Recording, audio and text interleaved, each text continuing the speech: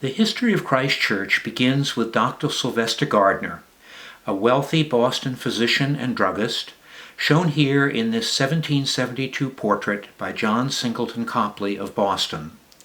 In 1750, Dr. Gardner joined a group of influential Bostonians to form the Plymouth Company to develop the land along the Kennebec River. In 1754, he acquired the property on both sides of the Kennebec that now comprises Gardner, West Gardner, and Randolph.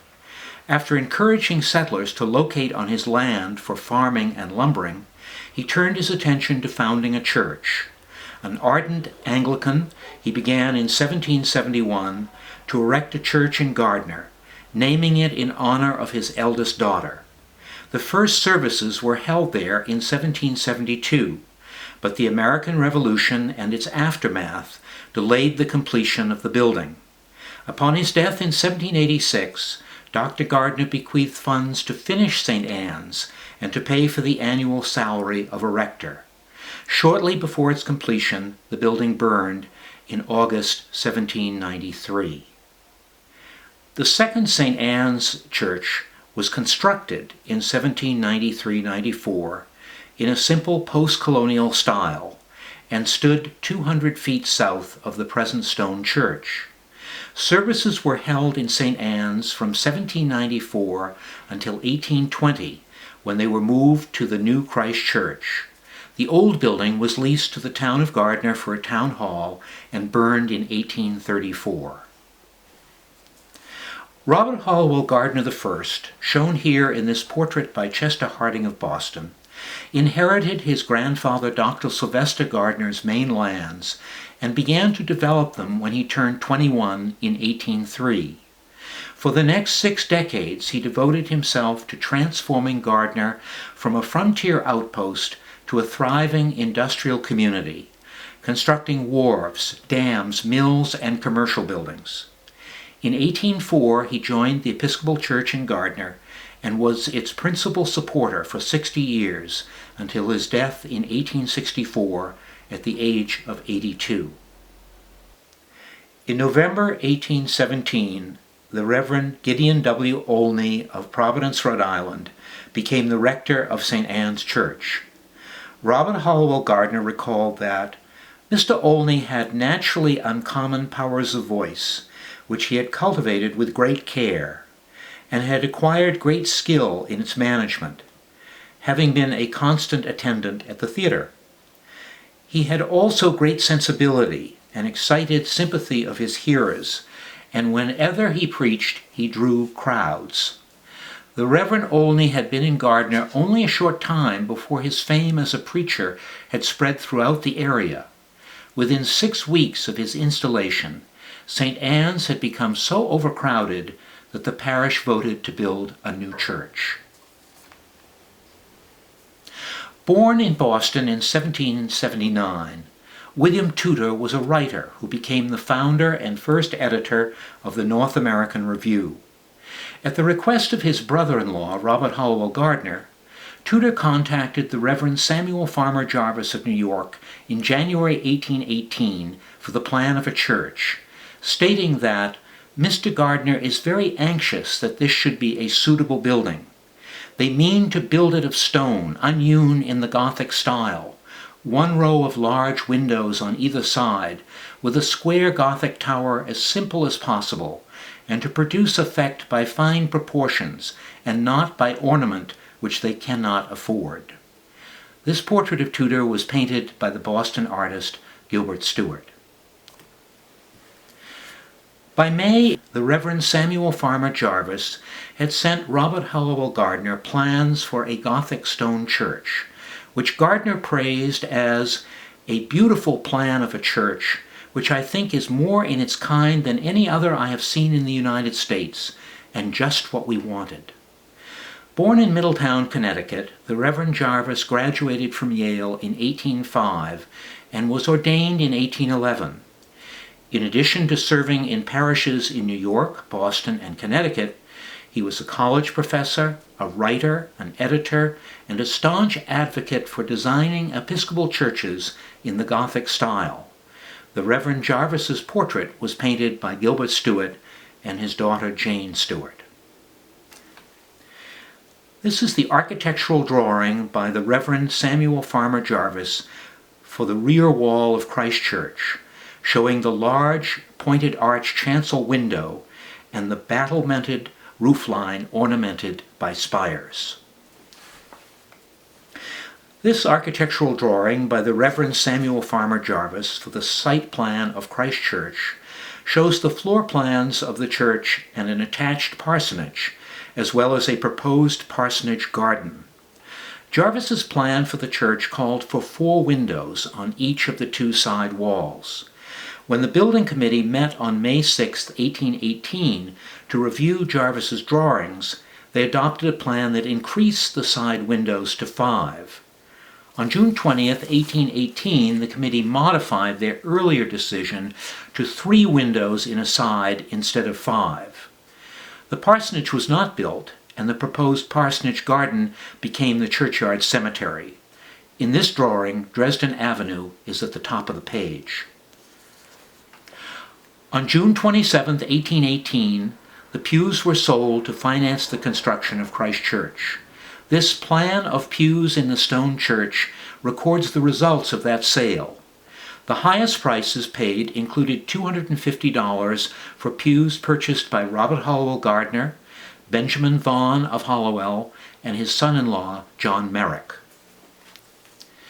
This November 24, 1818 newspaper advertisement for lumber to build Christ Church, signed by Robert Hollowell Gardner, reflects his central role in the construction of the building.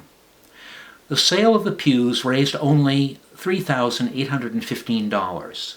Determined to build the church, Gardner contracted with the parish in November 1818 to erect the building regardless of cost. The final bill would be $14,171, of which he would pay $10,356. As Gardner wrote to his brother-in-law, William Tudor, on April 27, 1819, "It will, I fear, cost more than I expect, and will fall more heavily on me than I had wished." The cornerstone was laid on May 31, 1819, and the church was completed the following year in time to be consecrated on October 18, 1820. With a new building came a new name. On June 9, 1819, the Massachusetts General Court passed an act that, quote, "the name of the Episcopal Church in the town of Gardner, heretofore known by the name or style of St. Anne's Church, or otherwise Episcopal Society of Gardner, shall cease, and shall be called and known as Christ's Church." The Gothic design of Christ Church was based on Trinity Church in New Haven, Connecticut, built in 1814-15 from plans by Ithiel Town.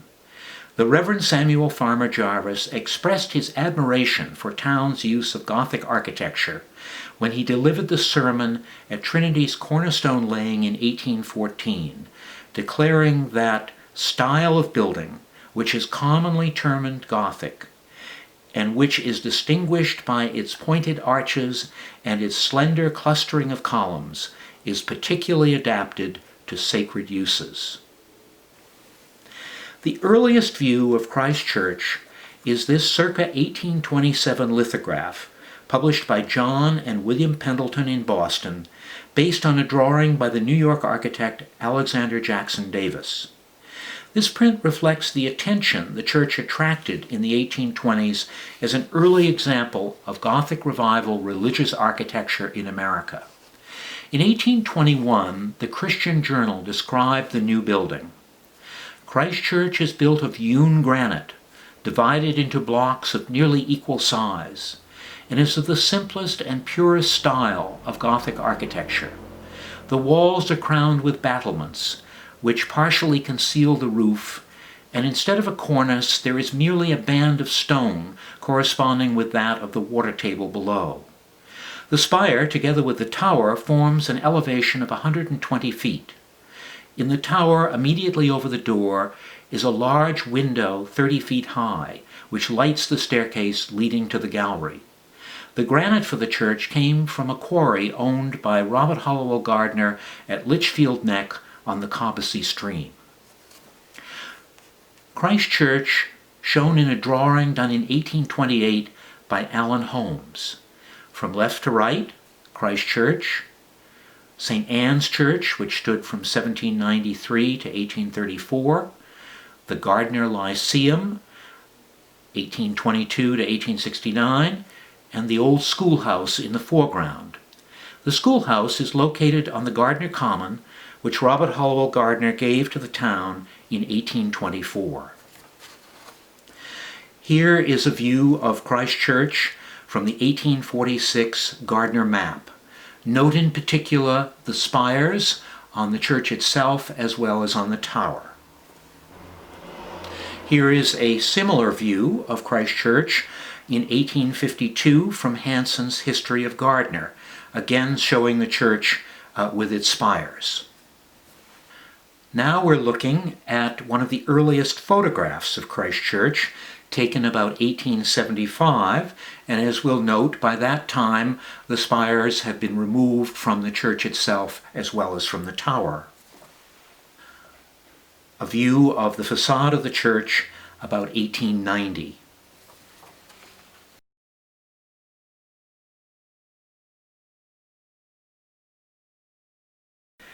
And in the next view, which is a recent photograph of Christ Church,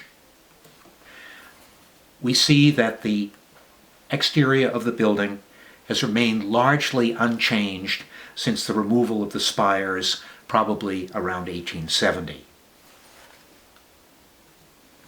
Here is a side view of the church today, showing the churchyard with its graveyard and the three beautiful large pointed arch windows on the side wall. And here is the main entrance to Christ Church, showing the pointed arch doorway with the clustered Gothic columns, and then above it the pointed arch in stone. Looking from the rear to the front, the sanctuary is a large open space. 4 tiers of pews fill the space. The side walls feature pointed arch stained glass windows. The focal point of the front wall is the altar and the reredos, behind which is a large pointed arch stained glass window. The ceiling displays distinctive Gothic vaulting. An 1821 description noted, "There are no pillars within, excepting those supporting the gallery, and 2 at the corners of the chancel. But the arches of the ceiling terminate in corbels, and those over the side aisles are ribbed and groined with roses in the intersections." The choir stalls appear in the foreground of this view, looking from front to rear of the sanctuary. The rear wall features a gallery supported by 2 Gothic columns. Note the decorative vaulting of the ceiling. The altar and the reredos were designed by the Boston church architects Ralph Adams Cram and Frank W. Ferguson. The carving was done by Johannes Kirchmayer. Commissioned in 1919 by Mary C. Hollingsworth in memory of her mother, Julia Ann Stevens, the altar and reredos were installed in time for the centennial of both the church and the diocese in 1920. The memorial window was the gift of Robert Hollowell Gardner III in memory of the men and women of Gardner who served in World War I. The window was designed by the Boston stained glass architect Charles J. Connick. The chancel window was designed to celebrate men and women throughout history who were leaders in peace as well as in war. The figures depicted are biblical personages as well as those from medieval England and France. A detail of the chancel window and the vaulted ceiling in the sanctuary.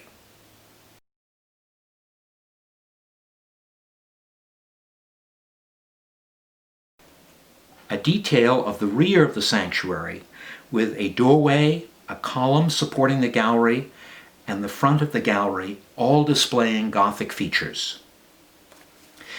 Plate 32 of Gothic architecture by Batty Langley, published in London in 1742, was probably used by the Reverend Samuel Farmer Jarvis to design the columns that support the gallery. The clock on the front of the gallery was made in 1821 by Aaron Willard, Jr. of Boston, a nephew of clockmaker Simon Willard. The clock was given to the parish in 1824 by Arthur Berry, a vestryman and warden of the church. The Gothic organ case enclosed the organ purchased in 1846 from Joseph Alley of Newburyport, Massachusetts, with funds raised by the Young Ladies Society. The present organ dates from 1952. The Sylvester Gardner Memorial Plaque is a tribute to the founder of St. Anne's Church, the predecessor of Christ Church. The Latin inscription was written by his grandson, Reverend Dr. John Sylvester Gardner, rector of Trinity Church in Boston, at the request of Robert Hallowell Gardner I. Installed soon after the completion of Christ Church, this Gothic-style tablet is made of black marble and is inscribed with deeply carved letters highlighted in gold. The Robert Hallowell Gardner I plaque commemorates the life of the man who largely financed the building of Christ Church in 1819-20. Written by Bishop George Burgess in 1864, the inscription on this white marble Gothic tablet proclaims the parish's grateful remembrance for Robert Hallowell Gardner, from youth to age their leader, benefactor, and godly example. A Boston attorney and investment banker, Robert Hallowell Gardner III established the organization that became the World Council of Churches. His contribution to the international ecumenical movement is remembered in this plaque placed in the Christ Church sanctuary in 1930. This Gothic memorial plaque memorializes George Burgess, the first Episcopal Bishop of Maine, who served as both bishop and rector of Christ Church from 1847 until his death in 1866. The inscription describes Bishop Burgess as learned, judicious, saintly, faithful in every trust. Dating from 1869, the altar cross memorializes Sarah Fenwick Jones, the wife of Robert Hallowell Gardner II. The cross is a fine example of Victorian ecclesiastical artwork. The elaborate brass lectern is constructed in the form of an eagle, the symbol of St. John the Evangelist. The lectern was given to the church in 1886 in memory of Francis Gardner Richards by his widow Anne Ashburner Richards. The font was placed in the sanctuary in 1890 in memory of Sylvester Gardner, the infant son of Robert Hallowell Gardner III and Alice Banks Gardner. The font was carved from a rare stone found in the Pyrenees Mountains. The lecture room was built in 1840-41 near the site of St. Anne's Church, which burned in 1834. Initially used for Sunday school classes, the building was constructed for $1,000 from designs by Francis Richards. It later became the parish house and was torn down in 1965 when the present parish house was completed. As shown in this rendering by architect Dean Woodward of Auburn, the parish house was built in 1964-65 at a cost of $185,000 and was dedicated on September 26, 1965. The parish house was built under the leadership of the Reverend Canon Charles E. Carston, Jr., who served as rector from 1957 to 1987. Christ Church graveyard with the parish house in the background. The building was described as of modern Gothic design. The structure goes well with the historic Christ Church, relieves overcrowded conditions for Sunday school and other church activities. Shown in old age, Robert Hallowell Gardner died in 1864.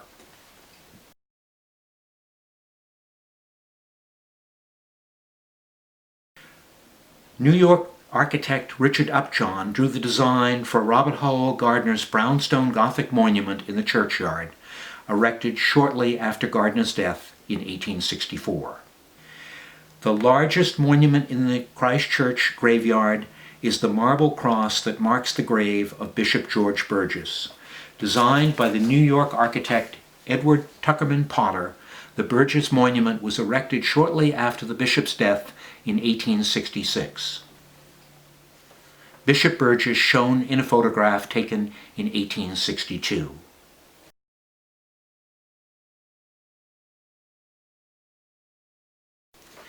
For nearly 250 years, since before the American Revolution, the Episcopal Church has served the Gardner community. In this bicentennial year of the consecration of Christ Church, the parish has adopted as its motto, Christ Church Gardner, 200 years of faith, hope, and love. Let us move into the future with faith, hope, and love.